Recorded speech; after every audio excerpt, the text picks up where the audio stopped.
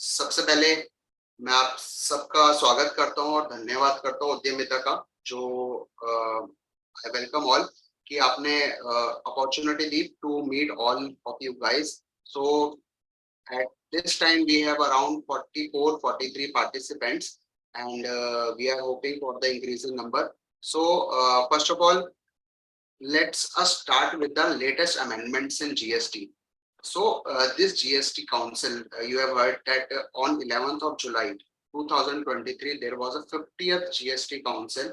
Means 50 councils, 50 meetings has been held by the Government of India for recommendations on GST. So what is this recommendation?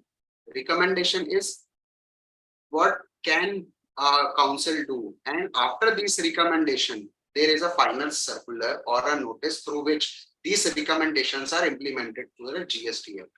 So GST Act and their 50 recommendation of councils and their notification circulars, these all things make a GST Act.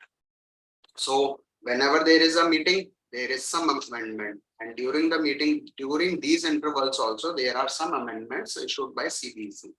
So let us start with the amendment part first of all, and we will emphasize more on the significant amendments and not on the changes in rates and all. So I will try to discuss how to read any amendment and what are the significant amendment that is very important for every businessman. And in this GST Council, believe me, there are many significant and important changes which are essential for almost all the businesses. So let me share my screen first. So let's start with the amendments. So सबसे पहले क्या हुआ कि 50th GST Council start हुई है with a short video film, और इसमें जो emphasize किया गया है वो किया गया है changes in GST tax rate, जो कि हर एक काउंसिल मीटिंग में होता है. उसके अलावा फैसिलिटेशन ऑफ ट्रेड, उसके अलावा streamlining compliances in GST. So compliance को भी स्ट्रीमलाइन करना है, ईज ऑफ बिजनेस भी देना है, नए बिजनेसेस का भी ख्याल रखना है, रजिस्ट्रेशन में कुछ गड़बड़ ना हो जाए गवर्नमेंट की तरफ से, उसका भी ख्याल रखना है. सो ये काउंसिल जो है, ये मीटिंग जो है, इसके ऊपर एम्फसाइज करती है. चलो सबसे पहले चेंजेस इन जीएसटी रेट. सारे चेंजेस को हम कवर नहीं करेंगे. अगर किसी का स्पेसिफिक इंडस्ट्री अगर कुछ है तो वो गूगल करके और अपने प्रोडक्ट्स या सर्विसेज के ऊपर उसको चेक कर सकते. तो यहाँ पे सबसे पहले कहा गया कि raw cotton supply of raw cotton is a good, okay, including kala cotton. It is now regularized to reverse charge mechanism. There is a list under which the recipient has to make payment on reverse charge basis. So when an agriculturist is supplying raw cotton including kala cotton to cooperatives, then cooperative have to pay GST under reverse charge mechanism. There was a issue since a long that agriculturists would be paying GST at the rate of 12% or 5% or not. So now it has been clarified that cooperative has to only bear the GST on the reverse charge mechanism basis as in basis. As in basis का मतलब क्या होता है? As in basis means अभी तक जो हो गया वो हो गया. लेट से अगर एग्रीकल्चरिस्ट ने भी उसके टैक्सेशन को पे कर दिया है या कुछ लिटिगेशन में चलता हुआ उसको पे कर दिया है, तो वो वैलिड रहेगा. और जो एज एन बेसिस मतलब जो जिसने अभी तक पे नहीं किया है उसको भी ये इम्प्लीमेंटेशन हो जाएगी. एज एन बेसिस का मीनिंग ही यही होता है कि जो अभी तक हो गया वो हो गया, अब इसके आगे ये है और आपको इसको भी फॉलो करना है. सो कोई रिफंड नहीं मिलेगा. आपने अगर कोई लायबिलिटी पे कर दी है इसके ऊपर तो आपको इसका कोई रिफंड नहीं मिलेगा, ना ही कोई पुरानी कोई उसके ऊपर लायबिलिटी नहीं मिलेगी. सिमिलरली एज इन बेसिस का जो सेकंड केस बना है वो बना है imitation zari thread and yarn. So आप में से बहुत सारे ऐसे इंडस्ट्रियलिस्ट होंगे जो कि imitation zari thread and yarn में डील करते होंगे, तो उनके लिए भी है कि इट वाज अ क्वेश्चन कि इसके ऊपर 12% का रेट लगेगा या 5% का रेट लगेगा। सो गवर्नमेंट ने इसको रिड्यूस करके 5% कर दिया है और इसको रेगुलराइज कर दिया है इस मैटर को। और as in basis means let's say अगर किसी ने 12% से ऑलरेडी पेमेंट कर रखी है तो उसकी कोई लाइबिलिटी उसको कोई रिफंड नहीं मिलेगा। किसी ने अगर 5% पे कर रखा था उसके ऊपर अगर कोई लिटिगेशन अभी भी चल रही है, litigation is still going on, then he will not get any benefit out of it, no refund and no benefit out of it. So जिसके लिटिगेशन पेंडिंग है उसके लिए क्लैरिटी हो जाती है कि हाँ 5% है तो लिटिगेशन क्लोज हो जाती है, आपको लिटिगेशन वहीं पे बंद हो जाती है। So this is the meaning of as in basis. So there are many other changes in GST rate. You can just Google it and have idea about your goods or services. So other changes related to services. So GTA is good transport agency, वो agencies वो जो goods को transport करवाती हैं, जिनके trucks होते हैं, that their business is to transport goods from one place to another. So this is a good transport agency. तो यहाँ पे इसके लिए एक मेजर चेंज लाए हैं। जीटीए का क्या होता है कि जीटीए के पास दो ऑप्शंस होते हैं कि GTA can either opt for a 5% GST और 5% or 12%. On 5%, the recipient has to pay reverse charge mechanism to few recipients only, and 12% it's a regular rate. So these are two type of rates for a GTA. So GTA को साल के शुरुआत में हर साल के शुरुआत में एक डिक्लेरेशन फाइल करनी पड़ती थी जीएसटी पोर्टल पे कि वो आपके फॉरवर्ड चार्ज मैकेनिज्म में एंटर करना चाहते हैं या रिवर्स चार्ज मैकेनिज्म में एंटर करना चाहते हैं। दोनों में फर्क क्या होता है कि अगर आप 12% में जाते हैं तो आपको रेगुलर जो है नॉर्मल आपका 12% अपने सर्विसेज के ऊपर चार्ज करना होता है, और अगर आप 5% को ऑप्ट करते हैं तो जो आपसे सर्विस लेता है वो रिवर्स चार्ज मैकेनिज्म में 5% में खुद पे करता है, आप पे नहीं करते। सो यहाँ पे क्या होता था कि हर साल एक डिक्लेरेशन फाइल होती थी कि आप जीटीए हैं तो फिर आपको अगर आप जीटीए हैं तो आप रिवर्स चार्ज में जाना चाहते हैं, फॉरवर्ड चार्ज में जाना चाहते हैं, उसके लिए फॉर्म फाइल करना होता था। तो गवर्नमेंट ने कहा है आपने एक बार अगर कोई भी फॉर्म फाइल कर दिया, अगर आप उसको माना जाएगा कि वो आप आगे के सालों के लिए भी उसको यूज कर रहे हो अनटिल अनलेस आप उसका फॉर्म को चेंज नहीं कर देते। तो ये थोड़ी सी बहुत छोटी सी प्रोसीजरल चेंज है just for regulating things on GST. तो ये बहुत माइनर चेंजेस होते हैं, इसमें ऐसा कुछ बहुत बड़ा मेजर चेंज नहीं होता। So next things is service supplied by director of company. आप में से बहुत सारे लोगों की कंपनी होगी। कंपनी में यहाँ क्या होता है कि डायरेक्टर जो भी सर्विसेज देता है कंपनी को, अगर वो एम्प्लॉयमेंट के एम्प्लॉयबल मतलब उसके लिए उसको सैलरी मिलती है, so salary is obviously excluded from GST under exempt supply. So salary अगर मिलती है वो अपनी डायरेक्टर की कैपेसिटी में कुछ सर्विसेज प्रोवाइड करता है कंपनी को, तो वहां पे जीएसटी की एप्लीकेबिलिटी नहीं आती। पर सैलरी के अलावा प्रोफेशनल सर्विसेज हो सकती हैं। आप में से हो सकता है काफी सारी कंपनी अगर बड़ी होंगी तो फिर इंडिपेंडेंट डायरेक्टर्स को प्रोफेशनल सर्विसेज भी इंडिपेंडेंट डायरेक्टर्स होते हैं जिनको एक amount sum of amount on the basis of कि वो मीटिंग में आएंगे, मीटिंग को कंडक्ट करेंगे, उनको एक छोटा सा सम मिलता है, सैलरी नहीं मिलती है, वो एक प्रोफेशनल रिसिप्ट होती है डायरेक्टर की, इंडिपेंडेंट डायरेक्टर। तो वो जो रिसिप्ट्स होती हैं वो जीएसटी के अंदर टैक्सेबल होती हैं और कंपनी को रिवर्स चार्ज मैकेनिज्म में उसका पे करना। इसमें क्या था कि services supplied by director of a company to company in his private और पर्सनल कैपेसिटी। तो अपने डायरेक्टर की कैपेसिटी में अगर वो करता है तो फिर उसकी सारी चीजें जो है टैक्सेबल होती थी। तो ये क्वेश्चन क्या था? क्वेश्चन वाज कि if a director is having a immovable property and is renting the property to the company, so whether it would be taxable or not under the GST under a reverse charge mechanism. So this was the question before the government to clarify this, whether renting of immovable property or any such other things would be considered as a capacity service in respect to his director capacity or not. So hereby government has announced that director apart जो भी इमोवल property से related अगर कोई company या body corporate को देता है तो वो टैक्सेबल नहीं है रिवर्स चार्ज मैकेनिज्म में.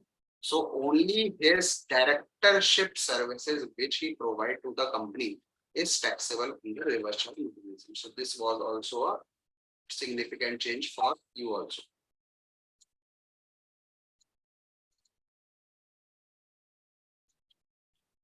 So थर्ड जो इसके बाद जो हमारी अमेंडमेंट है वो है फूड एंड बेवरेजेस जो सिनेमा हॉल में सप्लाई होती है. सो इसमें क्या होता है कि देयर आर टू थिंग्स और आपको भी ये पता होगा कि there are two concept of composite supply and one is a mix supply. So आप composite supply in the sense कि अगर आप टीवी सेल कर रहे हैं तो रिमोट के ऊपर जीएसटी लेट से अगर वो रिमोट अगर इंडिविजुअली सेल किया जाता रिमोट लेट से 28% का आइटम है और टीवी अपने आप में 18% का आइटम है. So the supply of remote along with TV would be taxable at 28% or not. तो किसके ऊपर क्या रेट लगेगा वो एक कॉन्सेप्ट है जीएसटी में, आप लोग भी उसको बेहतर तरीके से जानते होंगे काफी ज्यादा. सो यहाँ पे क्या होता है कि आप सिनेमा हॉल में जाते हैं वहां पे 100 रुपए के टिकट से ज्यादा जो भी होता है उसके ऊपर 18% का जीएसटी लगता है. सो जो पॉपकॉर्न और फूड बेवरेजेस अगर आप लेते हैं तो क्या वो आपके मिक्स सप्लाई में आएगा या कंपोजिट सप्लाई में आएगा, मींस कि उसके ऊपर जो रेट है वो टिकट का लगेगा या फिर उसके ऊपर फूड का लगेगा. सो यहाँ पे गवर्नमेंट ने उसको क्लैरिफाई किया कि इसके ऊपर फूड एंड बेवरेजेस का रेट लगेगा, यानी कि इसके ऊपर रेट लगेगा 5% का, जो कि पहले ये था कि इसके ऊपर 5% लगेगा या 18% लगेगा. सो there's a small clarification on this. Now a major part that is casino, race horse and online gaming. Online gaming जो हमेशा इनकम टैक्स और जीएसटी में एक लिटिगेशन का इशू हमेशा ही रहता है और जीएसटी में सबसे बड़ा इशू है कि casino, race horse, online gaming इनको रेगुलराइज कैसे करें, साथ में इनके ऊपर इनको जीएसटी के एम्बिट में कैसे लेके आए. तो अभी तक क्या करते थे, लेट से आपने ऑनलाइन गेमिंग प्लेटफॉर्म ने किसी को 100 रुपए उनसे लिए, उसने अपना बैटिंग या गैम्बलिंग खेला और उसको 150 रुपए दे दिए. सो व्हाट द मतलब जो रेगुलेटर्स होते थे वो क्या करते थे, जो भी इसमें प्लेटफॉर्म होते थे वो क्या करते थे, जो भी इनका कमीशन अमाउंट होता था जो ये अपने उसमें कमीशन के रूप में रखते थे उसके ऊपर जीएसटी को चार्ज करते थे. तो यहाँ पे गवर्नमेंट ने एक सर्कुलर लेके आए, एक मतलब इसके ऊपर भी एक रिकमेंडेशन लेके आएंगे कि इसको रेट करेंगे at the rate of 28% on full value of bat.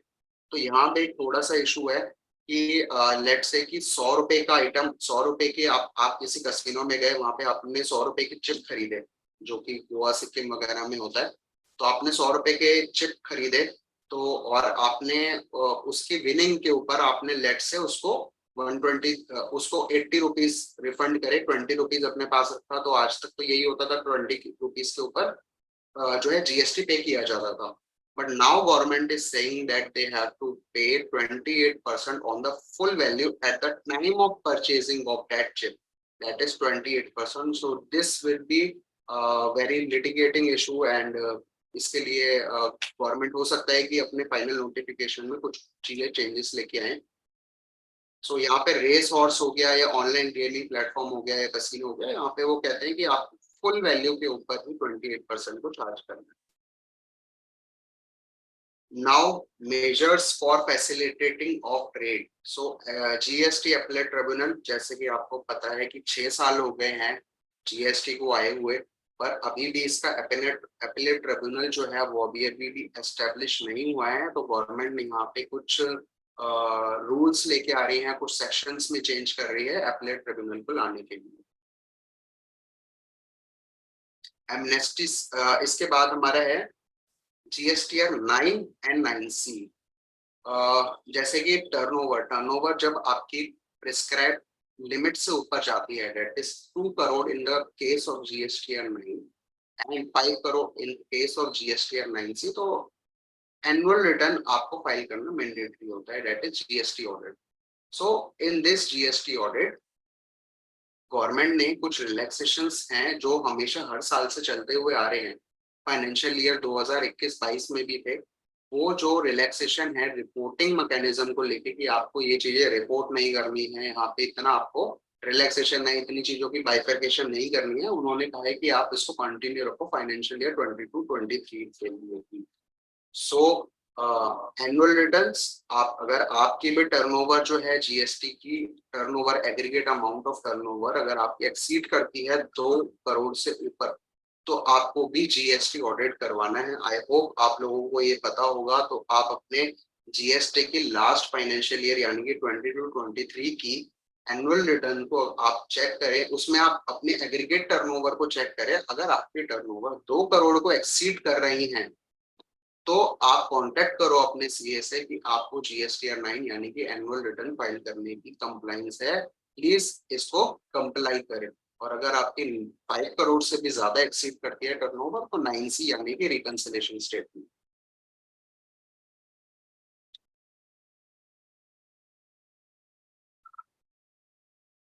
सो ये जीएसटीआर 9 आपका रहता है for the normal tax payer and 9A रहता है फॉर कंपोजिशन सप्लाई। और in composition supply the tax the turnover limit is 1.5 crore instead of 2 crore. Now the thing is एक एक company के काफी सारे ब्रांचेस हो सकते हैं, एक सिंगल पेन पे कितने सारे ब्रांचेस हो सकते हैं। और हो सकता है उसका एक हेड ऑफिस होता है, एक हेड ऑफिस होता है, उस हेड ऑफिस में ही उसकी ऑडिट होती है, उसके अदर चार्जेस होते हैं, सब्सक्रिप्शन चार्जेस होते हैं, जो कि एक कॉमन ब्रांच में जो कि एक कॉमन हेड ऑफिस में आता है। So that is input service distributor. So input service distributor जो होते हैं, वहां से आप इनपुट को डिस्ट्रीब्यूट करते हो to various branches. So the question was, जो इनपुट सर्विस डिस्ट्रीब्यूटर जो अपनी सर्विसेज प्रोवाइड कर रही हैं, अपनी सर्विसेज प्रोवाइड कर रही हैं, तो क्या उसके ऊपर जीएसटी लगेगा कि नहीं लगेगा। तो यहाँ पे गवर्नमेंट ने क्लैरिफाई किया, क्योंकि वो वन पर्सन से दूसरे पर्सन मतलब अपनी अलग डिस्ट्रिक्ट के लिए है, तो वहां पे आपका टैक्सेबिलिटी आपको लगेगी या नहीं लगेगी, वो गवर्नमेंट जो है एक नोटिफिकेशन के थ्रू आपको बताएंगे। तो इनपुट सर्विस डिस्ट्रीब्यूटर का जो एक कॉन्सेप्ट होता है वो यही होता है कि आपकी बहुत सारी ब्रांचेस है अलग अलग स्टेट में, पर आपकी जो ऑडिट होती है वो तो सिर्फ एक ही हेड ऑफिस में होती है। आपको बहुत सारे ऐसे सब्सक्रिप्शन चार्जेस होते हैं, आपके ऐसे बहुत सारी ऐसी सर्विस होती है जो एक ही जगह होती है, पर उसको बांटना चाहिए, क्योंकि उस हेड ऑफिस में हो सकता है उसकी खुद की कोई टैक्सेबल सप्लाई ना हो, तो उसको बांटना इंपॉर्टेंट है कि वो जितने भी आपके ब्रांचेस हैं उसमें वो खर्चों को बांटा जाए। तो जीएसटी में भी ये मैकेनिज्म है, ये आपका मैकेनिज्म सर्विस टैक्स में भी हुआ करता था कि आप इन खर्चों को बांट सकते हो। आप इसके ऊपर लगने वाले जो जीएसटी होते हैं उस इनपुट को आप डिस्ट्रीब्यूट करते हो, इसका रजिस्ट्रेशन अलग से होता है जीएसटी में।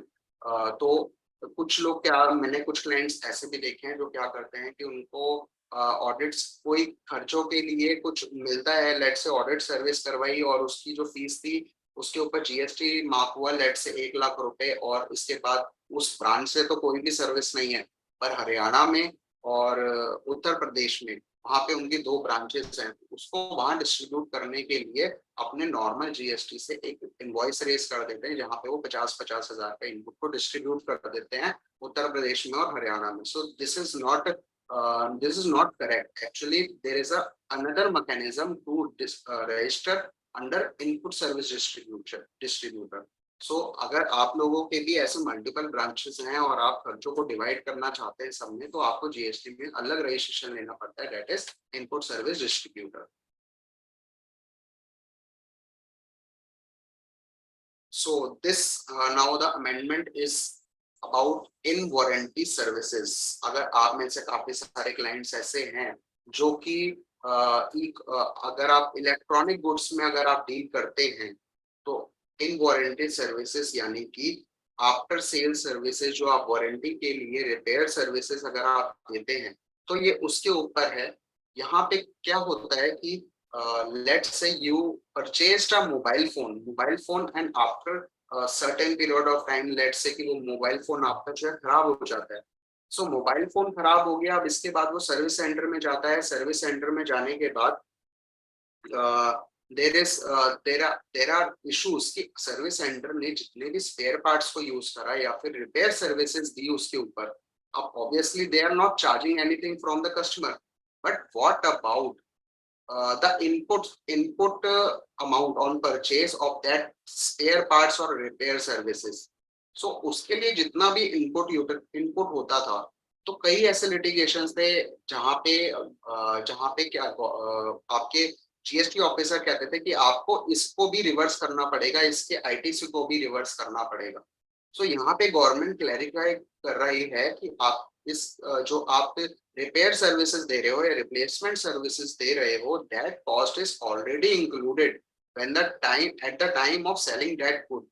सो यहाँ पे गवर्नमेंट ने कहा है कि उसके ऊपर कोई भी इनपुट को रिवर्स करने की रिक्वायरमेंट नहीं है। ये बहुत ही लिटिगेटिंग मैटर था उन लोगों के लिए जहाँ पे रिपेयर सर्विसेज थी, जो क्लाइंट्स डील करते थे importing of goods from China, importing of goods from other countries. So spare parts भी आते थे, इंपोर्ट सर्विसेज, इंपोर्ट जब होते थे ये स्पेयर पार्ट्स, तो उसके ऊपर आईटीसी होता था, इंपोर्ट ड्यूटी होती थी, तो उसको रिवर्स करने के लिए वो जो है ऑफिसर्स कहते थे कि आप इस सर्विसेज के लिए आप स्पेयर पार्ट्स पे लगने वाले जीएसटी को रिवर्स करो।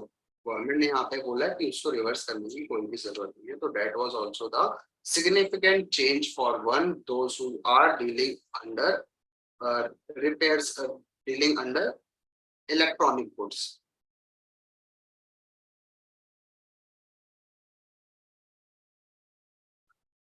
So now refund related issues. So आप में से काफी सारे क्लाइंट्स होंगे जो एक्सपोर्ट ऑफ गुड्स करते होंगे, एक्सपोर्ट ऑफ सर्विसेज करते होंगे। So export of goods, export of services अगर आप करते हैं तो यू नो बेटर कि आपको इंसेंटिव्स मिलते हैं, आपको गवर्नमेंट की तरफ से रिलीफ मिलता है, बेनिफिट मिलता है। आपने इंडिया में जितना भी जीएसटी पे कर रखा है आपको उसका रिफंड मिल जाता है। सो आप में से जितने भी क्लाइंट यहाँ पे एक्सपोर्ट करते हैं और तो रिफंड की एप्लीकेशन होती है एक RFD 0 फंड जिसको फाइल करते हैं under section 17 under section 54। So section 54 में जो रिफंड एप्लीकेशन फाइल होती है उसमें एक आपका क्लॉज होता है कि आपको GSTR 2A में कितना अमाउंट आ रहा है वो चेक करना होता है। GSTR 2A के अमाउंट से वो रिस्ट्रिक्ट करते हैं आपके रिफंड अमाउंट। सो यहाँ पे गवर्नमेंट ने क्योंकि 20 आपके 2021 1 जनवरी 2022 से 1 जनवरी 2022 से एक अमेंडमेंट लेके आई, एक बहुत बड़ी अमेंडमेंट की आपका GSTR 2B को रिलीज किया। सो उस GSTR 2B को रिलीज करने के बाद GSTR 2A में जो चीजें थी वो एक तरीके से रेलिवेंट हो गई, तो कॉन्जिक्यूटिव। तो सिमिलरली यहाँ पे रिफंड के भी इस प्रोविजन को चेंज कर दिया है कि आपको GSTR 2A नहीं देखना है 1 जनवरी 2022 के बाद आपको 2B देखना है। तो this was also a change. So यहाँ पे गवर्नमेंट ने क्लैरिफाई किया है कि आपके एडजस्टेड टोटल टर्नओवर में आपकी वैल्यू ऑफ एक्सपोर्ट गुड्स को इंक्लूड किया जाएगा। सो यहाँ पे एक क्लैरिफिकेशन है ये। आप में से कितने क्लाइंट्स हैं यहाँ पे जो एक्सपोर्ट करते हैं गुड्स या सर्विसेज का, एक बार आप चैट बॉक्स में बताएं बिल्कुल। सो नेक्स्ट जो है हमारा अमेंडमेंट इज अबाउट कि आपने एक्सपोर्ट ऑफ गुड्स करा, आपने रिफंड एप्लीकेशन को फाइल किया, आपने रिफंड एप्लीकेशन को फाइल किया, तो उसकी सबसे बड़ी जो आपका उसकी सबसे बड़ी जो कंडीशन वो ये है कि आपको इंडिया में पैसा रिपेट्रिएट हो जाना चाहिए। You must have receive the remuneration, you must have receive the amount of supply to the overseas client और overseas customers. So this was the major thing. But let's say you have applied for refund and you have received the refund amount, but still after 180 days you have not got the amount repatriated from overseas client. So you have to reverse, you have to pay back that amount to the government. So government ने यहाँ पे कहा था कि अगर आपको गलती से भी अगर आपको रिफंड एक्सेस मिल जाता है या फिर आपको कुछ ऐसी चीजें हो सकती हैं जहाँ पे आपको आपको अमाउंट गलती से मिल गया है गवर्नमेंट की तरफ से, तो फिर आपको रिवर्स करना पड़ता है वो refund. So government is now take come here with कि अगर आपका वो जो रिफंड है, अगर उसके रिगार्डिंग आपकी जो भी नॉन कंप्लायंसेस थी अगर वो पूरी हो गई है, यानी कि आपको जो पैसा नहीं मिला था अभी तक वो आपको पैसा मिल गया है, तो जब आपको पैसा मिल गया है आप दोबारा रिफंड एप्लीकेशन रिफंड फाइल करके उस अमाउंट को वापस रिक्रेडिट करवा सकते हो अपने बैंक अकाउंट में। So this is the clarification regarding admissibility of refund.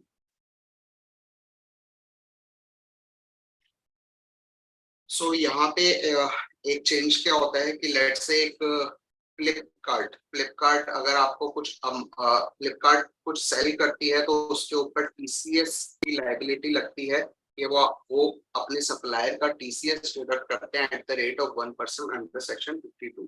So e commerce platform से रिलेटेड ये अमेंडमेंट है जहाँ पे एक टीसीएस जो है टीसीएस लायबिलिटी जो है जीएसटी में डिडक्ट होती है through e commerce operators under section 52। सो यहाँ पे क्वेश्चन था कि अगर एक सर्विस अगर आपकी एक सिंगल सर्विस आपकी फ्लिपकार्ट से भी हो रही है आपके अमेजोन से भी हो रही है, मतलब उसमें मल्टीपल ई कॉमर्स ऑपरेटर्स इन्वॉल्व हैं, तो वहां पे टीसीएस की लायबिलिटी कैसे जो है ये कैसे कंप्लाई करेगी ई कॉमर्स ऑपरेटर। तो यहाँ पे गवर्नमेंट क्लैरिफिकेशन लेके आएगी जहाँ पे मल्टीपल ई कॉमर्स ऑपरेटर्स के द्वारा दी गई सर्विसेज या सर्विस या गुड्स को क्लैरिफाई करेंगे।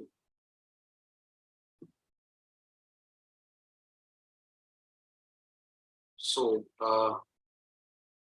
द नेक्स्ट स्टेज इज अगर आप ई कॉमर्स ऑपरेटर के थ्रू कुछ सेल करते हैं या ओआईडीआर सर्विसेज लेते हैं तो रिसिपिएंट का सिर्फ name of the state of recipient डालना ही इंपॉर्टेंट है, आपको उसका फुल एड्रेस या फिर नेम नहीं डालना है उस इनवॉइस में। So this was the amendment for e commerce operator और the person who are selling through e commerce operators और providing OIDR services.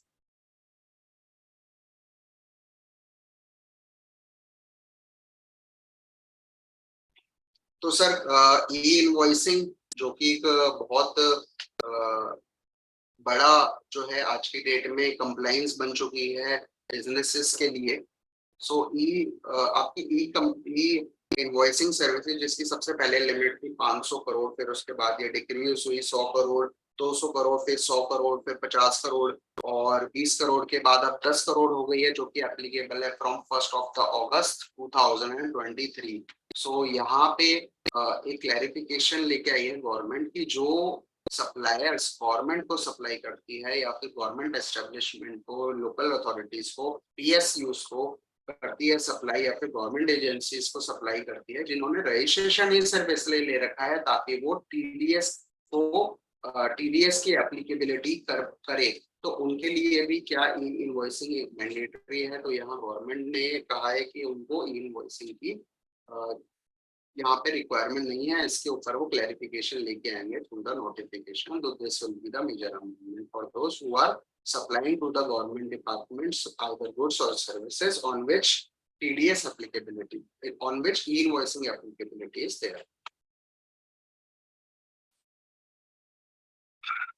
So next जो amendment है एक बहुत मेजर अमेंडमेंट है। क्या होता है कि आपको मतलब नोटिस आता है जहाँ पे आपको कहा जाता है कि आपको एक सर्टेन अमाउंट है, ठीक है, आपने उसको गलत या तो क्रेडिट को क्लेम कर लिया था, ठीक है, और अब आप जो है उसका रिवर्सल करें विद इंटरेस्ट अमाउंट। सो यहाँ पे मेन चीज क्या होती है, आपने कब माना जाता है ये इंटरेस्ट की जो पेनल्टी होती है, interest as in the nature of penalty है, वो कब आपके ऊपर आती है जब आप उस आईटीसी को आप अवेल कर लेते हो और साथ में उसे यूटिलाइज कर लेते हो। लेट्स से कि आपने 2018 में कोई इनपुट टैक्स था, कोई परचेज का बिल था जो कि आपने गलती से क्लेम कर लिया, तो क्या आपके ऊपर इंटरेस्ट लगेगा 18% के अकॉर्डिंग। तो यहाँ पे जो सेक्शन है वो ये कहता है कि ये नहीं माना जाता ये इंटरेस्ट की पेनल्टी आपके ऊपर तब तक नहीं आती जब तक आप उसको अवेल करके यूटिलाइज नहीं कर लेते।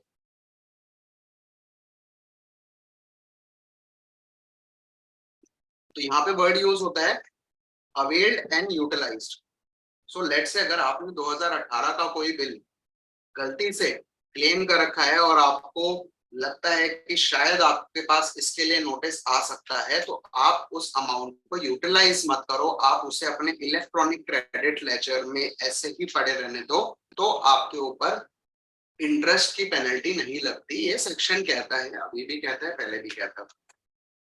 तो यहाँ पे होता क्या है कि जब आपने लेट से आईजीएसटी के अमाउंट को आपने गलती से क्लेम कर लिया था, गलत अमाउंट को क्लेम कर लिया था, पर आपने उसको यूटिलाइज नहीं करना चाहा, आपने उसको नहीं चाहा कि आप उसको यूटिलाइज करो। पर होता क्या है, जब आप अपने जीएसटी या 3B की लाइबिलिटी को डिस्चार्ज करते हो, तो फिर जो प्रोविजंस हैं कि सबसे पहले आईजीएसटी का अमाउंट आईजीएसटी से सेट ऑफ होगा, सीजीएसटी का अमाउंट आईजीएसटी से देन सीजीएसटी से सेट ऑफ होगा। सिमिलरली एसजीएसटी का अमाउंट सबसे पहले आईजीएसटी से सेट ऑफ होगा, देन सीजीएसटी से सेट ऑफ होगा। तो इसमें होता क्या है कि आईजीएसटी का अमाउंट तो आपका हमेशा ही एग्जॉस्ट हो जाता है जब आप 3B के थ्रू अपने रिटर्न को फाइल करते हैं। सो आपने एक गलत बिल को यूटिलाइज करा जो कि एक आईजीएसटी का था, आईजीएसटी आपने उसको क्लेम करा, बट आपने क्लेम करने के बाद, अवेल करने के बाद उसको यूटिलाइज नहीं करना चाहा, पर लेकिन वो यूटिलाइज हो गया due to set off provisions of GSTR 3B। Now government is saying when आपको ये सब देखने के लिए आपको एग्रीगेट करना होगा आईजीएसटी, सीजीएसटी और एचजीएसटी का amount. So it means let's से you have wrongly availed the credit of IGST amount, but now the IGST amount is fully exhaust, so it would be considered that IGST, CGST and SGST का जो total amount है वो आपने उसको exhaust किया या नहीं किया।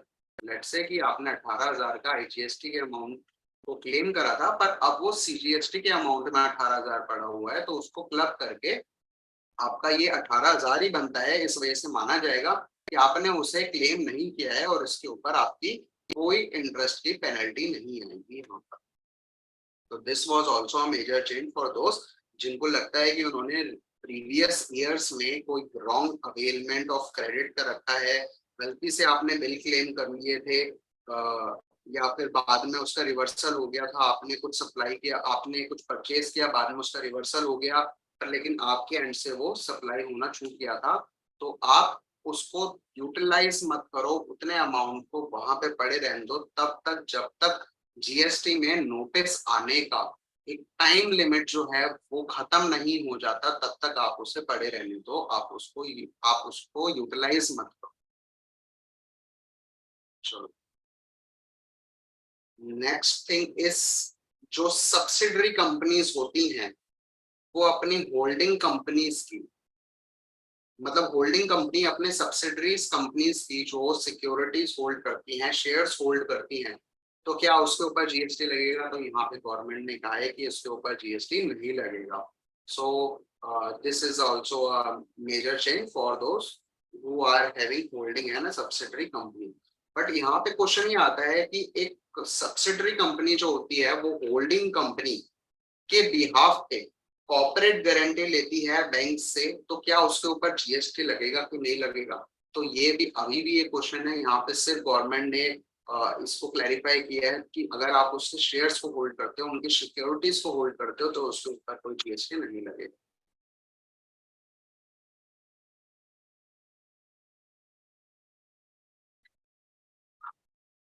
Now the biggest amendment of this GST council is कि आप लोगों को, जो लोग 2017 से बिजनेस कर रहे हैं, उनको ये बात पता होगी कि शुरुआत में जीएसटी के शुरुआती ईयर्स में लोगों ने बहुत ज्यादा मिस्टेक्स करी थी, रिटर्न फाइलिंग में प्रोफेशनल्स में भी मिस्टेक करी थी, सप्लायर ने भी मिस्टेक करी थी, आपने भी अपने रिटर्न फाइलिंग में मिस्टेक करी थी, नहीं पता था कि इनवॉइस कैसे बननी।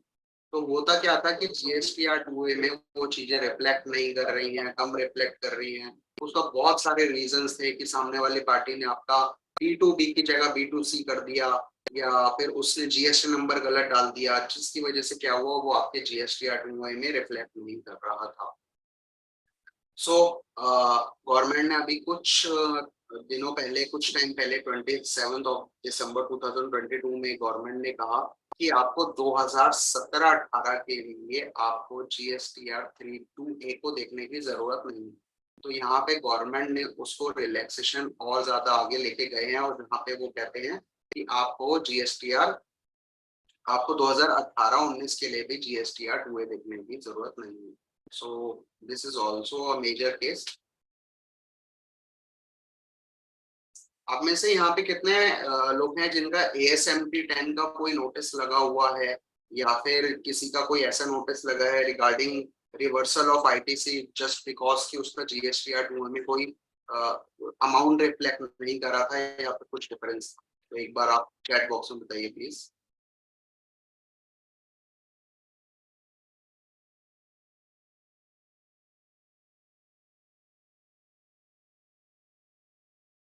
एक बहुत इंपॉर्टेंट एक सुप्रीम कोर्ट का जजमेंट है भारती एयरटेल के केस में, जो हम भी बहुत ज्यादा यूज करते हैं, कि जो GSTR 2A है, GSTR 2A क्योंकि ये 2018 से जून से इम्प्लीमेंट हो गया था, जून से इम्प्लीमेंट हो गया था। तो वहां से वहां पे बहुत सारे ऐसे केसेस हैं जहाँ पे ऑफिसर कहती है, जहाँ पे ऑफिसर कहते हैं कि आपको जो है ITC उतना ही मिलेगा जितना आपके GSTR 2A में है। तो यहाँ पे जो है सुप्रीम कोर्ट ने भारतीय एयरटेल के केस में कहा है कि 2A सिर्फ एक फैसिलिटेशन है, सिर्फ एक फैसिलिटेशन है। आपके ITC कितना आ रहा है वो सिर्फ एक पोर्टल है, वो एक जजमेंट नहीं है कि आपको ITC मिलेगा कि नहीं मिलेगा।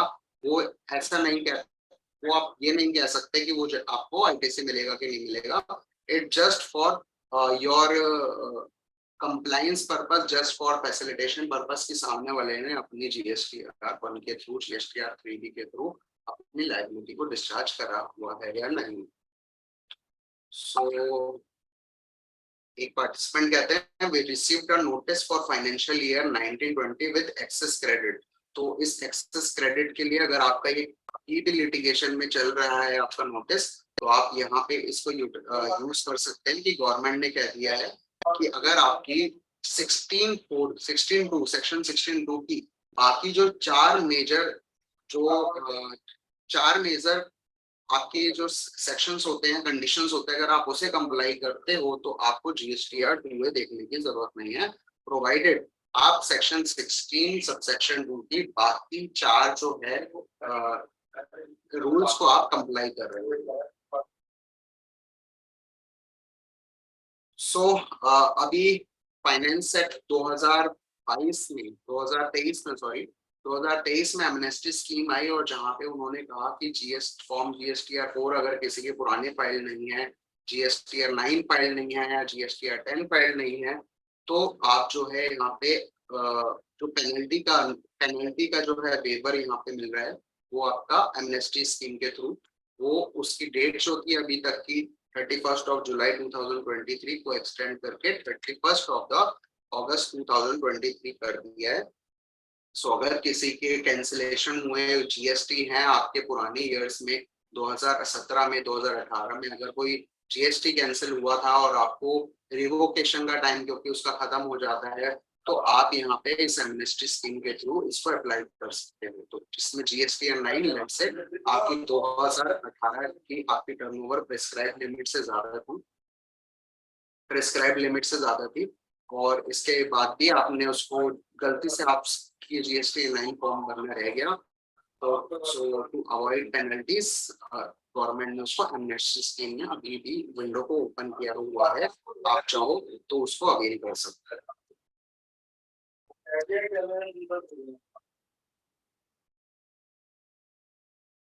So the next amendment is a small amendment for Manipur. Manipur में क्योंकि अभी कंडीशंस ठीक नहीं है, तो यहाँ पे गवर्नमेंट ने जो फाइलिंग की डेट है वो एक्सटेंड कर दी है, और टिल 31 जुलाई, जो कि अप्रैल में और जून की जो भी ड्यू डेट्स होती हैं GSTR 1, GSTR 3 और GSTR 7 के लिए।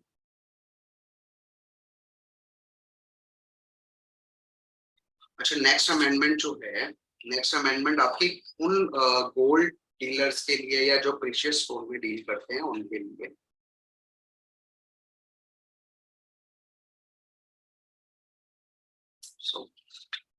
हाँ तो क्योंकि गोल्ड और प्रेशियस स्टोन्स, क्योंकि उनके इनवॉइसेस जो हैं वो exceed करते हैं प्रेस्क्राइब्ड ईवे बिल के लिमिट से, दैट इज 50,000 और 1 लाख इन सम स्टेट्स। सो यहाँ पे गवर्नमेंट ने कहा है कि उनके केसेस में ईवे बिल की रिक्वायरमेंट नहीं है। आपको गोल्ड और प्रीशियस मेटल्स के केस में, आपको प्रीशियस स्टोन्स के केस में आपको ईवे बिल की रिक्वायरमेंट नहीं है अगर उसकी मूवमेंट इंट्रा स्टेट है, तो मतलब विद इन द स्टेट आप दिल्ली का दिल्ली में सप्लाई करते हैं तो आपको गोल्ड के ऊपर और प्रेशियस स्टोन्स के ऊपर के इनवॉइसिंग के ऊपर ईवे बिल नहीं लगाना है।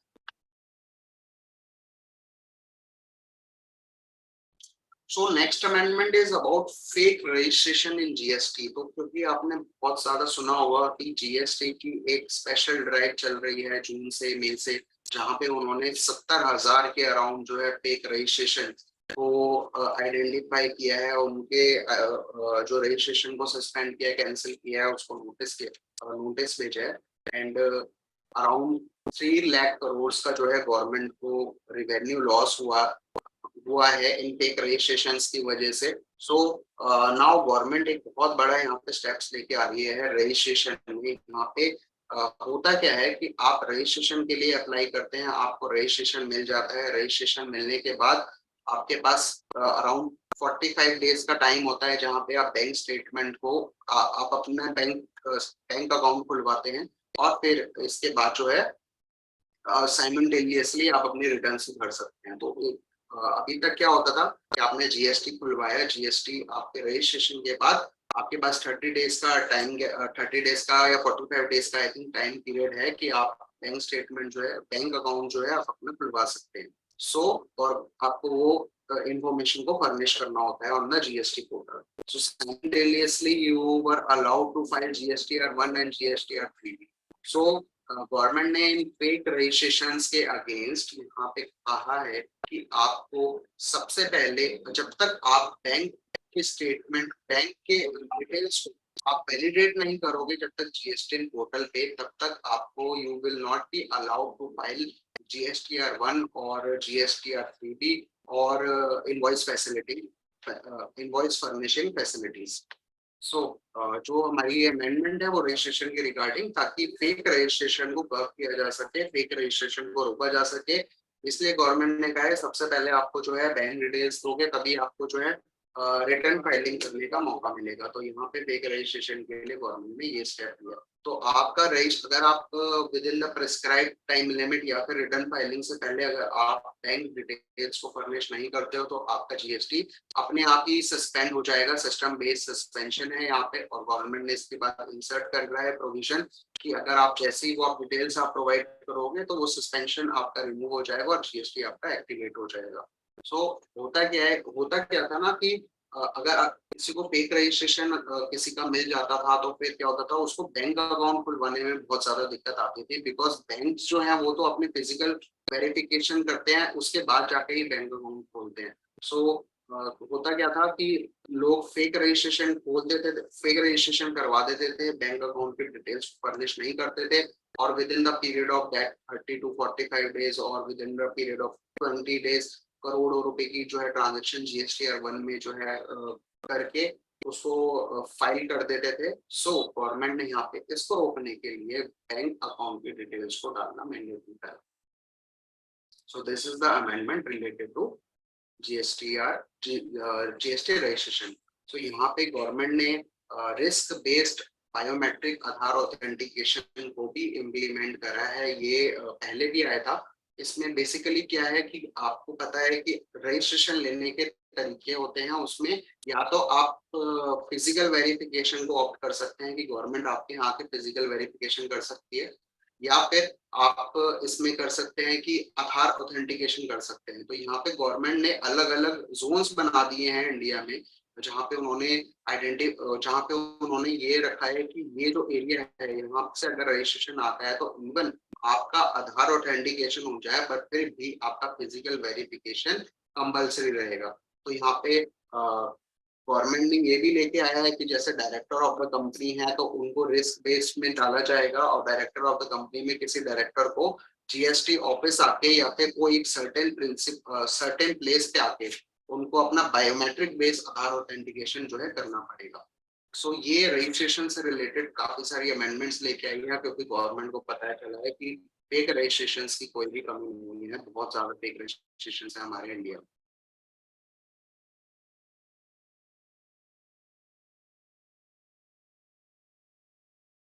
सो एक पार्टिसिपेंट क्वेश्चन पूछता है, I have a private limited company, still my GST cancel, shall I apply again?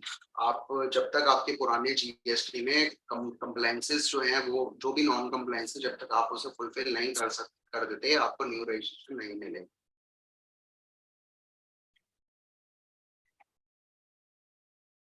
So next change is regarding GSTR1 and GSTR3B में जो differences create हो जाते हैं। Let's say कि आपने GSTR1 में 1 लाख रुपए की जगह 10 लाख रुपए का इनवॉइस गलती से कर दिया और आपने GSTR1 को फाइल कर दिया, पर आपकी लाइबिलिटी सिर्फ 1 लाख रुपए की थी, तो फिर आपने GSTR3B के थ्रू जीएस आपने जो है 1 लाख रुपए ही फाइल किया है।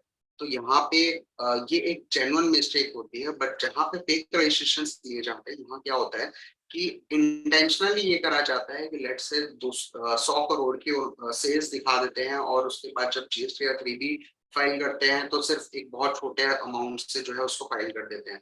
तो गवर्नमेंट ने क्योंकि इससे पहले क्या था कि गवर्नमेंट के पास जो ऑफिसर के पास जो मैकेनिज्म था वो था थ्रू ASMT 10 की, वो उनको नोटिस सर्व करते थे, टाइम पीरियड देते थे कि ऐसा क्यों हुआ वो बताओ।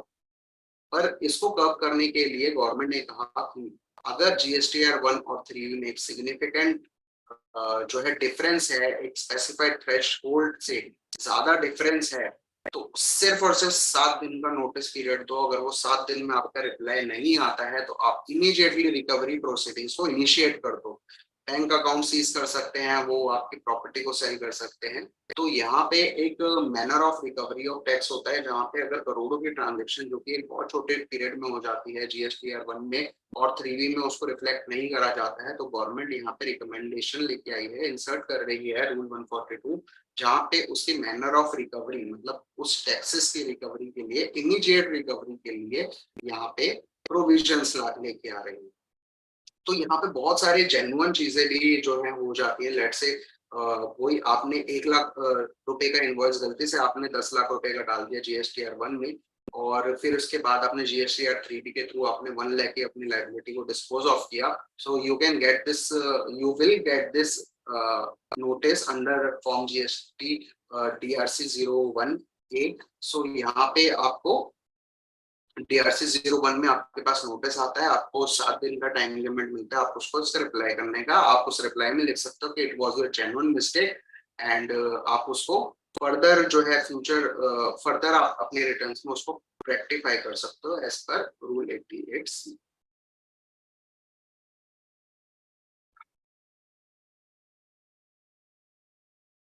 सो आपके GSTR2B एंड GSTR3B में भी डिफरेंसेस हो सकते हैं, तो वहां पे भी गवर्नमेंट एक मैकेनिज्म लेके आ रही है उन डिफरेंसेस को कैसे डील करना है। सो GSTR2B एंड 3B में जो भी डिफरेंसेस हैं, बिकॉज आपको अलाउ तो कर देता है पोर्टल कि आप उसमें अपनी फिगर को इंसर्ट कर दो, but with the red mark की आप अगर आप उस फिगर को चेंज करते हो तो रेड मार्क आ जाता है। तो अभी भी काफी सारे ऐसे जो है इनपुट को रॉन्गली अवेल करने के लिए वो कर रहे हैं। तो यहाँ पे गवर्नमेंट उसको कर्व करने के लिए मैकेनिज्म लेके आएगी कि उसको उस चीजों को कैसे रोका जाए।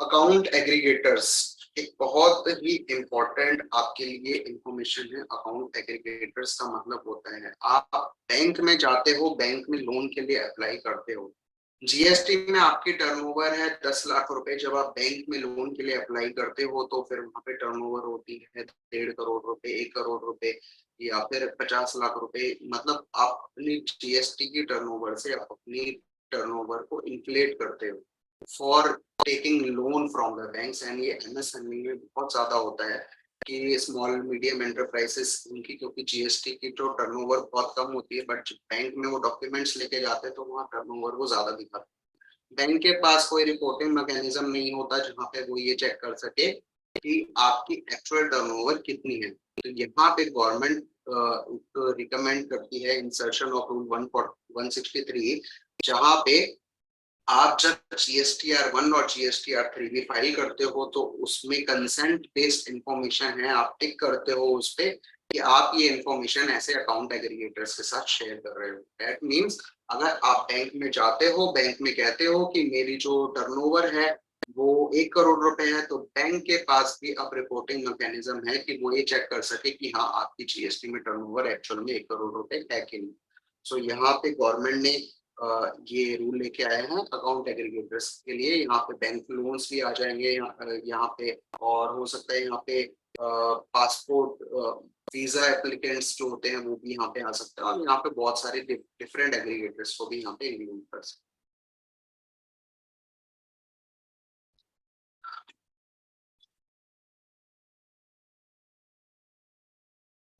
यहाँ पे एक सेक्शन होता है सेक्शन 10, जहाँ पे आप एक अनरजिस्टर्ड पर्सन को जब आप गुड्स प्रोवाइड करते हो, गुड्स सप्लाई करते हो, तो उसमें प्लेस ऑफ सप्लाई कैसे डिफाइन करते हो। तो अभी तक होता क्या था कि लेट्स से कि द पर्सन who है of Mumbai, person of Mumbai who has came to Delhi for buying his buying for his business purchases. Now the Delhi person, although not having his GST number, he charged CGST and SGST on that particular transaction. So it was a government loss, it was a revenue loss for the Mumbai Maharashtra government. Why? Because GST is a destination based tax and the whole of the tax is going to the Delhi government. So now government has clarified this, that the place of supply in case of unregistered person, because registered person में तो you are already putting his GST number and already वो सब चीजें regularized है, but in case of unregistered person एक certain transaction के बाद आपको उसका state और उसका एड्रेस लेना मैंडेटरी होगा। यहाँ पे गवर्नमेंट की रिकमेंडेशन है, इसको एक नोटिफिकेशन के थ्रू भी वो लेके आ जाएंगे।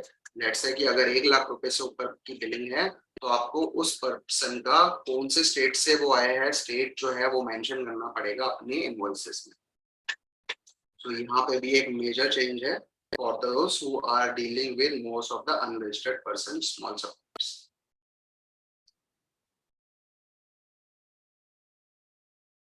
सो यहाँ हमारी अमेंडमेंट खत्म होती है जीएसटी को लेके। ये सिग्निफिकेंट अमेंडमेंट्स थी। आई होप आपको भी लगा होगा कि हाँ इसमें से काफी सारी अमेंडमेंट्स आपके बिजनेस के ऊपर एप्लीकेबल होती हैं। आप तब तक जो है अपनी क्वेरी जो है चैट बॉक्स में लिख सकते हैं। मैं आपकी क्वेरी को भी साइमल्टेनियसली रिजॉल्व करता रहूंगा, और साथ में बहुत सारी ऐसी चीजें हम अब डिस्कस करेंगे regarding GST and income tax and how to close the books in sync with GST and income tax।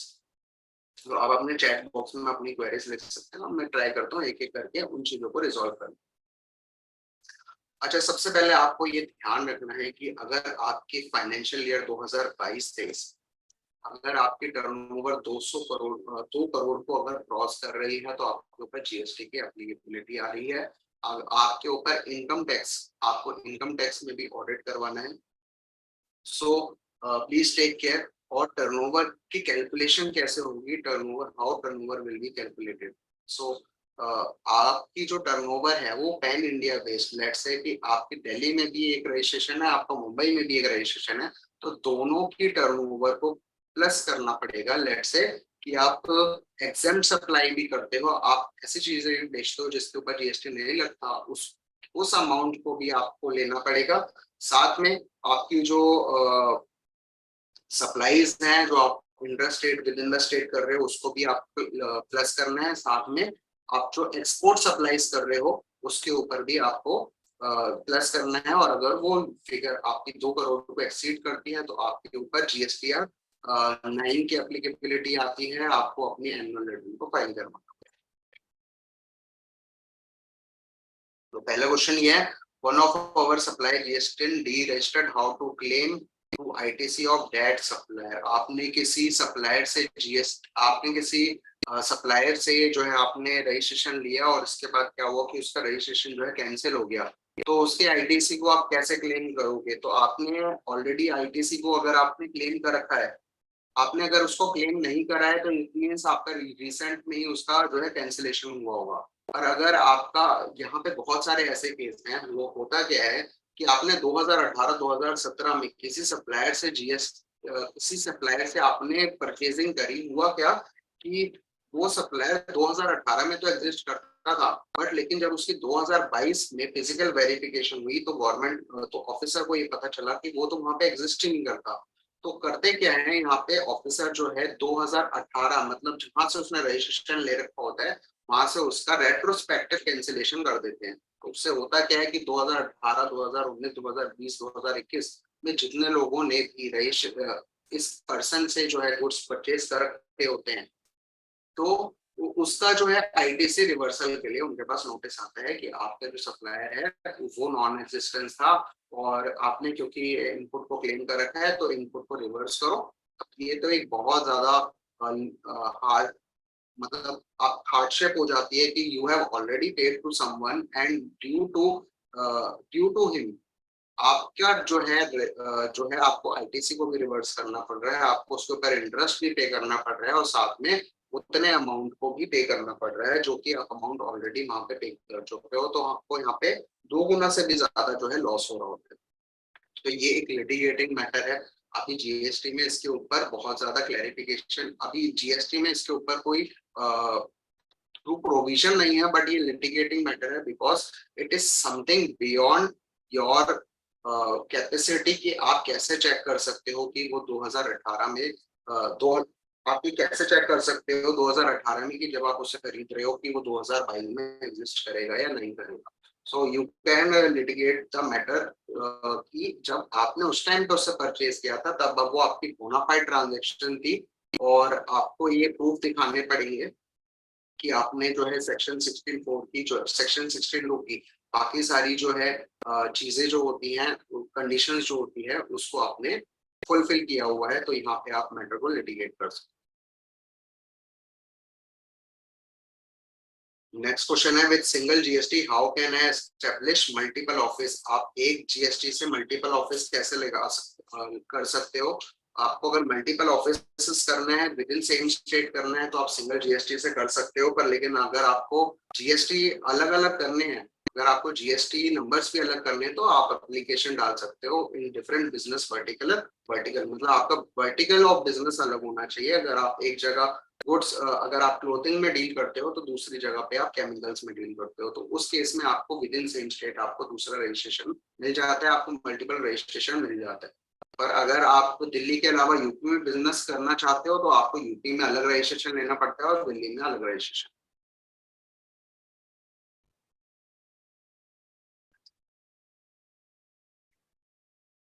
Next question है आरसीएम की एप्लीकेबिलिटी कब आती है जीटी के ऊपर? 12% या 5%? तो आरसीएम की एप्लीकेबिलिटी 5% पे आती है। नॉर्मल मैकेनिज्म में 12% की applicability. What are the filing?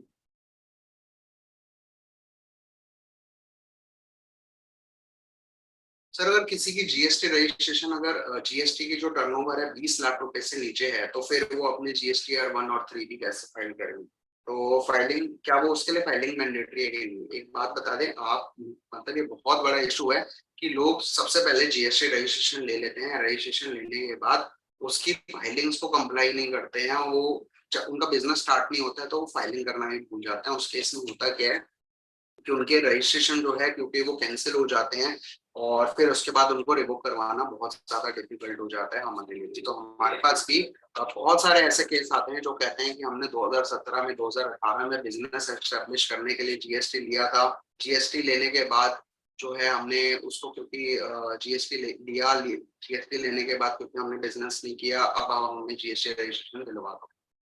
यहाँ पे बहुत बड़ी दिक्कत हो जाती है क्योंकि आपको नया रजिस्ट्रेशन तब तक नहीं मिल सकता जब तक आप पुराने रजिस्ट्रेशन की कंप्लायंस को पूरा ना कर दो। उसके ऊपर लगती हुई लेट फीस, उसके ऊपर की जीएसटी रिटर्न्स को आप फाइल ना कर दो। तो अगर आपने जीएसटी रजिस्ट्रेशन लिया है तो आपको उसको रिटर्न फाइल करवाना पड़ेगा, भले ही आपकी टर्नओवर थी या नहीं थी, आप उसकी रिटर्न को फाइल करवाते रहो। जब तक आप उसको खुद से कैंसिलेशन ना करवा दो, अदरवाइज इसके ऊपर जो है आपकी huge amount of late filing fees लगती है। एक बार रजिस्ट्रेशन ले लिया तो एटलीस्ट आप उसकी रिटर्न फाइल करते रहो या करवाते रहो। जिसने भी आपका रजिस्ट्रेशन लिया है, दिलवाया है, आप उससे एक बार जरूर आप कांटेक्ट करिए कि आप जब तक आपका बिजनेस स्टार्ट नहीं हो जाता तब तक इसकी रिटर्न कौन फाइल करेगा। Can we get this PDF file shown on screen? तो आपको जो है रिचा मैम, आप अपनी मेल आईडी दे देना और रिचा मैम आपको मेल कर देंगी। What is the time limit to claim ITC after taking new registration? After taking new registration, time limit to claim ITC. आप रजिस्ट्रेशन लेने के बाद आप की कोई ऐसे टाइम लिमिट नहीं होती है कि आप कब तक क्लेम कर सकते हो। जीएसटीआर 2B यानी कि सामने वाला सप्लायर जब तक आपकी रिटर्न फाइल नहीं करेगा ना तब तक आप आईटीसी को क्लेम नहीं कर सकते। तो आप जब नया रजिस्ट्रेशन ले लेते हो तो जितना ही आपको जीएसटीआर 2B में दिखाई देता है आपको सिर्फ उतना ही क्लेम करने को मिलता है। तो यहाँ पे इसकी कोई टाइम लिमिट नहीं होती है जीएसटीआर। सो आप में से बहुत सारे होंगे जिन्होंने जीएसटी ले रखा है 2017 से जुलाई से, क्योंकि जीएसटी आया था तो वहां से लेके अभी तक जो है अराउंड 6 इयर्स हो चुके हैं। तो 2017-18 से रिलेटेड अगर आपको कोई भी नोटिस आने होते हैं तो उसकी एक टाइम लिमिट होती है, that is 5 years from the due date of annual return. तो एनुअल रिटर्न से लेके जहां पे 5 साल खत्म होते हैं वहां तक की उसकी आपकी ड्यू डेट होती है। तो उसकी जो टाइम लिमिट है, जो उसको एक लिमिटेशन पीरियड बोलते हैं, वो आपकी बहुत पहले थी, अभी ये एक्सटेंड हो के अभी तक जो है 31 सितंबर 2023 तक हो चुकी है। सो आप इस बात का ध्यान रखिए कि आपको नोटिस 2017-18 का अभी भी आ सकता है। तो अपनी बुक्स ऑफ अकाउंट्स को कहीं पे भी आपको डिस्पोज नहीं करना है, आपको उसको संभाल के रखना है। उसके जो परचेज इनवॉइस हैं, जो सेल्स इनवॉइस हैं, उनको भी आपको बचा के रखना है। तो ये होती है टाइम लिमिटेशन जो कि एक पर्टिकुलर ईयर की कहाँ तक मैक्सिमम आपको उसके रिगार्डिंग नोटिस आ सकता है। सो ये टाइम लिमिट क्योंकि और एक्सटेंड हो सकती है, 30 सितंबर है या दिसंबर भी जाएगी और हो सकता है कि और आगे भी जाए। सो आपको जो है नोटिस जो है, अगर आपने कुछ गड़बड़ रही है आपके जीएसटीआर 2 और 3B में या 1 में, तो आप उसको प्लीज रेक्टिफाई कर लो क्योंकि उसका नोटिस कभी भी आ सकता है। Any change in fees to director under RCM? तो कुछ रेट में चेंजेस नहीं है। सर्विसेज के केस में वही अपना 18% जो जीएसटी चार्ज होता है रिवर्स चार्ज मैकेनिज्म में, वो आपको पे करना होगा if you are taking services from the director not in his employment capacity. Sir आपके में ना काफी सारे ऐसे क्लाइंट्स हो सकते हैं जिनके ना बहुत सारी ऐसी चीजें हो सकती हैं कि आपको नहीं पता कि लॉ में उसके रिगार्डिंग, उस सर्विसेज के रिगार्डिंग, उस फीस के उस सर्विस के रिगार्डिंग, गुड्स के रिगार्डिंग क्या आपके उसके ऊपर क्या रेट लगता है या उसकी वैल्यू कैसे डिटरमाइन होगी, या आपके ऐसे बहुत सारी चीजें हो सकती हैं जो लॉ में उसकी क्लैरिटी नहीं है। तो उसके लिए आप ध्यान रखें कि क्योंकि स्टार्टअप को बहुत ज्यादा इश्यूज आते हैं इसके रिगार्डिंग, बहुत सारी चीजें ऐसे होती हैं, तो उसको कैसे करेंगे? तो उसके लिए ना अथॉरिटी ऑफ एडवांस रूलिंग, जहां पे आप गवर्नमेंट से एक एडवांस रूलिंग ले सकते हो कि आप इस पर्टिकुलर आपकी सर्विस के ऊपर, पर्टिकुलर गुड के ऊपर क्या रेट लगेगा, उसकी वैल्यू कैसे डिफाइन होगी, या फिर उसका प्लेस ऑफ सप्लाई क्या होगा। तो यहाँ पे आप अथॉरिटी ऑफ एडवांस रूलिंग के थ्रू गवर्नमेंट से जो है एक एडवांस में रूलिंग ले सकते हो कि आपकी पर्टिकुलर ट्रांजेक्शन के ऊपर क्या इम्प्लीकेशन जो है गवर्नमेंट एक्सेप्ट करेगी। तो इस बात का आपको बिल्कुल ध्यान रखना। सो वन मोर थिंग, क्योंकि जीएसटी रिटर्न्स और इनकम टैक्स रिटर्न, क्योंकि आपके इनकम टैक्स रिटर्न की ड्यू डेट बस आने वाली है 15 जुलाई 30 जुलाई जो है 2023 डेट है, और इसमें कोई भी एक्सटेंशन की अभी लिमिट नहीं है। अगर आपकी बुक्स अभी तक क्लोज नहीं हुई हैं, माइंड माय वर्ड्स, आपकी अगर अभी तक बुक्स क्लोज नहीं हुई हैं और आपको रिटर्न फाइल करनी है, तो आप अपने रिटर्न को आप अभी एडवॉक बेसिस पे ऐसी फाइल कर सकते हैं। बाद में ये रिटर्न 30 जुलाई 23 के 31 जुलाई 2023 के बाद उसको रिवाइज कर सकते हैं। तो अगर आपके अभी तक बुक्स ऑफ अकाउंट्स प्रिपेयर नहीं हुई है तो आप वेट मत करिए, रिटर्न को फाइल कर दीजिए, बुक्स ऑफ अकाउंट प्रिपेयर कर लीजिए, 31 जुलाई 2023 के बाद उसको रिवाइज कर लीजिए। आप में से बहुत सारे ऐसे होंगे जिन्होंने कंपनी इनकॉर्पोरेट करी, उसके ऊपर कंप्लायंसेस का अभी कुछ भी पता नहीं है, बैंक में ट्रांजेक्शन करी, आपके पास कुछ भी वो नहीं है।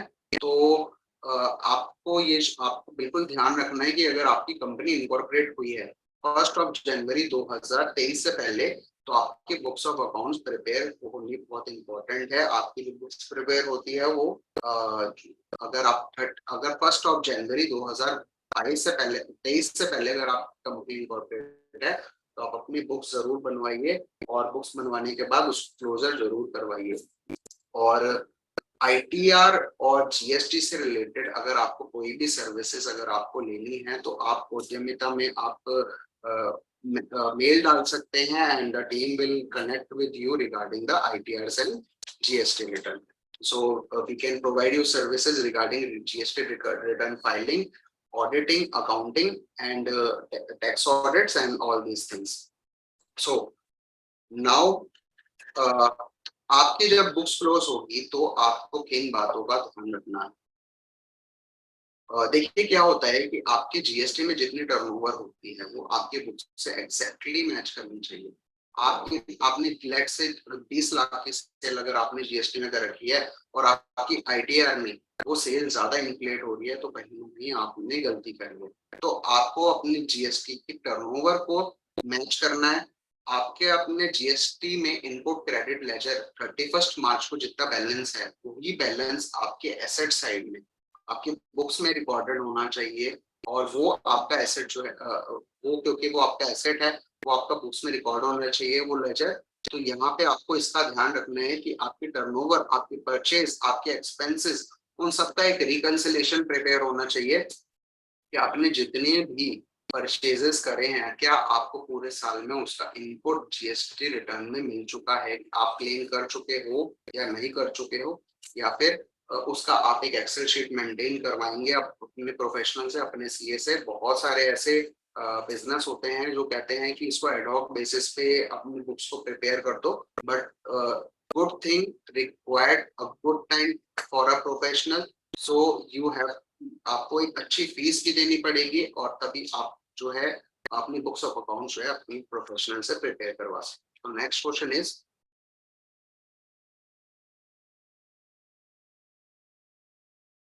is it compulsory to file ITR 4 for a job worker? So material filing details of material send, तो हाँ आपको यहाँ पे जॉब वर्कर अगर आपकी सर्विस है तो यहाँ पे आपको ITC 04 जो है डिटेल्स ऑफ मटेरियल सेंड, आपको इसमें ITC 4 में आई डोंट थिंक कि आपकी मटेरियल सेंड की डिटेल्स आपकी पब्लिश होती है। मैं एक बार फिर इसको चेक करके आपको बताऊंगा। आप ये अपनी क्वेरी उद्यमिता में मेल कर सकते हैं। सो और किसी की कोई क्वेरी है अगर तो वो रेज कर सकते हैं अपने हैंड। हम अपने सेशन को यहाँ पे कंक्लूड करते हैं। वी हैड हमने जीएसटी में बुक्स कैसे क्लोज करेंगे उसको थोड़ा डिस्कस करा है और मेजर चीजें डिस्कस करी है, अमेंडमेंट्स हमने डिस्कस करी है। किसी को कोई क्वेरी हो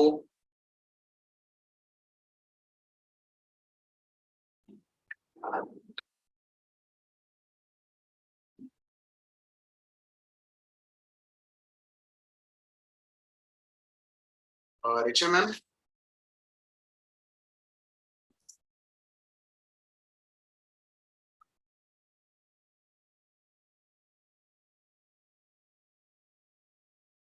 आप में से कितने लोगों ने यहाँ पे जीएसटी रजिस्ट्रेशन ले रखा है?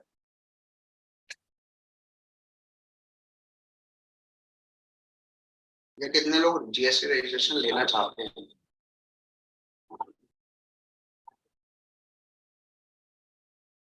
Okay.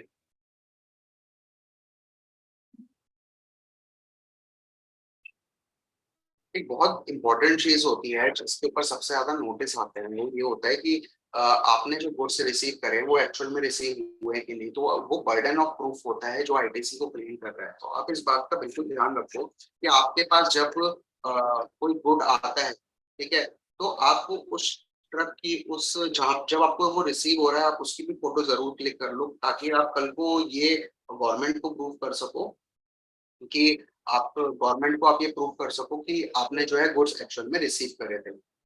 सर आज के लिए बहुत बहुत धन्यवाद, आपने अपना कीमती समय दिया। Thank you so much for joining us today.